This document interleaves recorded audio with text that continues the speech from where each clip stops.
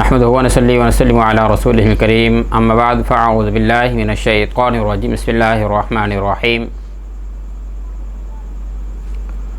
والذین اذا اصابهم البغی هم ینتصرون وجزاء سیئة سیئة مثلها فمن عفا واصلح فاجرہ علی اللہ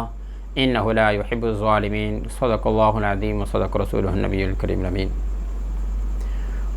دوستان عزیز، آج کا ہمارا موضوع عدل اور احسان۔ قرآن کریم نے جہاں بدلہ لینے کا حکم دیا،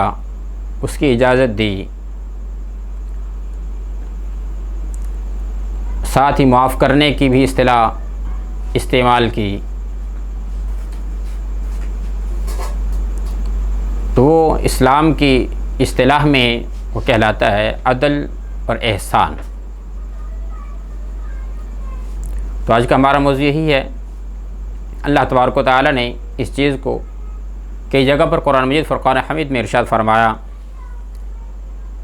سورہ شورى میں اللہ تبارک و تعالیٰ نے اس طرح ارشاد فرمایا کہ والذین اذا اصابهم البغی هم ینتصرون وجزاء سیئة سیئة مثلها فمن عفا واصلح فاجرہ علی اللہ انہ لا يحب الظالمین۔ اور جب ان پر چڑھائی ہو تو وہ بدلہ لیتے ہیں،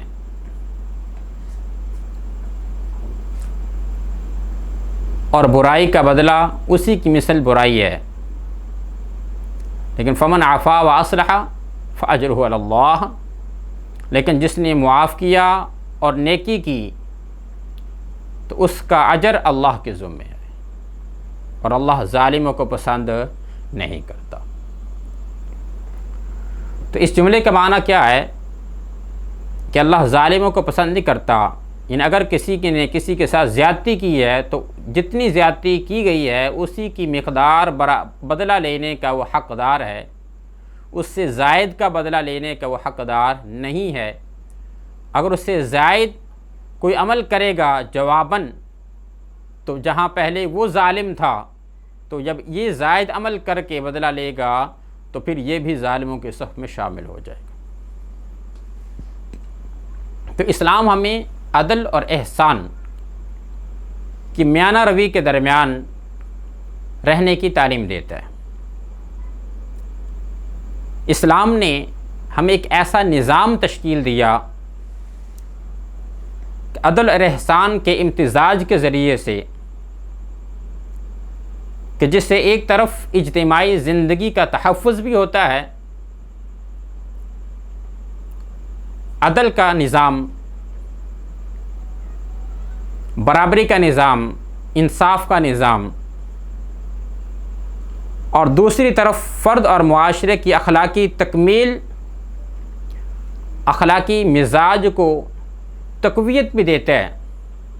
احسان کے ذریعے سے۔ تو یہی اسلام کی خوبی ہے کہ وہ مظلوم کو بدلہ لینے کا حق بھی دیتا ہے جو قانوناً اس کا حق ہے، لیکن اسلام اس سے بڑھ کر، اس سے بلندتر بات اس اپنے معاشرے میں آنے والے فرد کو، اپنے دائرے میں آنے والے فرد کو اس کی اخلاقی روحانی تکمیل کے لیے یہ بھی اسے ترغیب دیتا ہے کہ وہ معاف کر دے، برائی کا بدلہ بھلائی سے دے، تو یہ اس کی روحانی تکمیل کے لیے زیادہ بہتر ہے، اللہ کی بارگاہ میں یہ زیادہ قابل عزت ہے۔ تو اس مجموعی تعلیم کے ذریعے سے حکومت کے نظام انتقام اور عدل اور شخص کی روحانی تکمیل دونوں کو اسلام نے برابر قائم رکھا، اس لیے کہ اسلام نسل انسانی کی حفاظت، ترقی اور نشو و نما کا پوری طرح کفیل ہے، اور وہ عدل و انصاف کو قائم رکھنے کی صلاحیت بھی رکھتا ہے، اور ذاتی اخلاق کی کے ذریعے سے لوگوں کی روحانی تکمیل بھی کرتا ہے۔ تو اللہ تبارک و تعالیٰ نے قرآن مجید فرقان حمید میں اس رویے کو کئی جگہ پر ارشاد فرمایا۔ کہ اللہ تبارک و تعالیٰ نے غصہ کو دبانا اور معاف کرنا اسے مسلمانوں کا، اہل ایمان کا حسن ذکر فرمایا، اور فرمایا کہ والکاظمین الغیظ والعافین عن الناس واللہ یحب المحسنین، اور وہ لوگ جو غصہ کو پینے والے ہیں اور معاف کرنے والے ہیں، اللہ ایسی نیک اعمال کرنے والوں کو پسند فرماتا ہے۔ انتقام پر قدرت کے باوجود دشمن کو معاف کرنا، یہ بلند ہمتی کے کاموں میں اللہ تبارک و تعالیٰ نے اسے شمار فرمایا۔ فرمایا کہ وَلَمَنْ صَبَرَ وَغَفَرَ إِنَّ ذَلِكَ لَمِنْ عَزْمِ الْأُمُورِ، اور یقیناً کہ جس نے صبر کیا، وغفر اور معاف کر دیا، بخش دیا، یہ بلند ہمت والے کاموں میں سے ہے۔ اور حضور علیہ السلام کو اللہ تبارک و تعالیٰ نے اس صبر اور معاف کرنے کی خوبی کی تلقین بار بار کی کہ اللہ تبارک و تعالیٰ نے اس طرح ارشاد فرمایا سورہ الاعراف میں، خذ العفو وأمر بالعرف وأعرض عن الجاہلین، کہ آپ معاف کرنے کی عادت کو اختیار کریں، نیکی کا حکم دیں اور جاہلوں سے کنارہ کشی اختیار کریں۔ اور دوسری جگہ اللہ تبارک و تعالیٰ نے سورہ المؤمنون میں اس طرح ارشاد فرمایا، ادفع بالتی ہی احسن السیئہ نحن اعلم ما یصفون وقل رب اعوذ بک من ہمزات الشیاطین واعوذ بک رب ان یحضرون، اور مشرکوں کی برائی کا جواب بھلائی سے دیں، ہم جانتے ہیں جو وہ کہتے ہیں۔ اور دوسرے انبیاء کا حوالہ دیتے ہوئے اللہ تبارک و تعالیٰ نے امام الانبیاء کو اس طرح حوصلہ افزائی فرمائی کہ فاصبر کما صبر اولو العزم من الرسل، کہ اس طرح صبر کریں جس طرح اولو العزم رسولوں نے صبر کیا۔ تو یہ اسلام ہمیں اس بات کی تعلیم دیتا ہے کہ بدلہ لینا چاہتے ہو تو بدلہ لے سکتے ہو، یہ تمہارا قانون حق ہے، لیکن اخلاقی اور روحانی تکمیل کی اس میں ہے، بہتری روحانی اعتبار سے، اخلاقی اعتبار سے اس میں ہے کہ بندہ معاف کر دے تو یہ رب کی بارگاہ میں یہ زیادہ قابل عزت ہے۔ اور حضور علیہ السلام نے اپنے عمل کے ذریعے سے بھی عفو اور درگزر کی شاندار مثالیں قائم فرمائیں۔ حضرت عائشہ صدیقہ رضی اللہ تعالی عنہا بیان فرماتی ہیں کہ حضور علیہ السلام نے اپنے ذاتی معاملے میں کبھی بھی انتقام نہیں لیا، ہمیشہ معافی اور درگزر سے کام لیا۔ ہاں، جہاں بعد اللہ کے احکام کے خلاف ورزی کی ہو، شریعت کے کسی معاملے میں خلاف ورزی ہو، تو وہاں ضرور آپ نے قانوناً سزا دی، وہاں معافی نہیں دی۔ یعنی اللہ اور اس کے رسول کے بارے میں اگر کسی نے نافرمانی کی، قرآن و سنت کی کسی نے نافرمانی کی، کسی حدود کی خلاف ورزی کی، تو پھر معافی نہیں ہے۔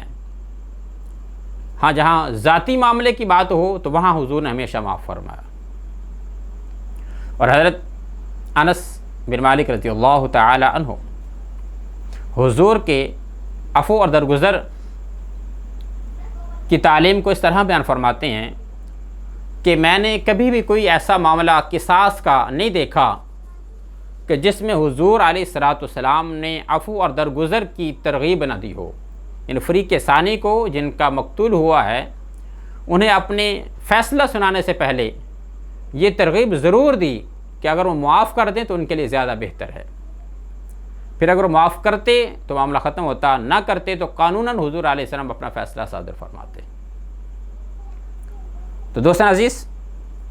عدل اور احسان دراصل عفو اور انتقام کے درمیان یہ اعتدال کی راہ ہے، اور دونوں کی جامعیت سے ایک ایسی اخلاقی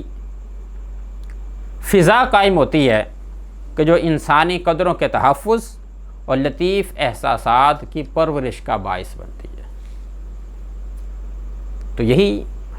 اسلامی تعلیمات ہمیں سکھاتی ہیں کہ اپنے اسلامی نظام کو، اسلامی معاشرے کو ہم نے کیسے تشکیل دینا ہے۔ تو اللہ تبارک و تعالیٰ سے دعا ہے کہ اللہ ہمیں قرآن و سنت اور حضور علیہ السلام کی سیرت طیبہ کے مطابق اپنے اخلاقی رویوں کو مضبوط کرنے کی توفیق عطا فرمائے، تاکہ ایک اسلامی معاشرہ جو حضور جیسا معاشرہ دے کر گئے، جیسا چاہتے تھے، وہ معاشرہ قائم ہو سکے۔ اور یہ اسی وقت ہو سکتا ہے جب ہمارے اخلاقی رویے قرآن و سنت کے مطابق مضبوط ہوں گے۔ اللہ تبارک و تعالیٰ سے دعا ہے اللہ ہمیں صحیح مومن بننے کی توفیق عطا فرمائے اور حضور علیہ السلام کے سچے غلام بننے کی توفیق عطا فرمائے۔ وآخر دعوانا ان الحمد للہ رب العالمین۔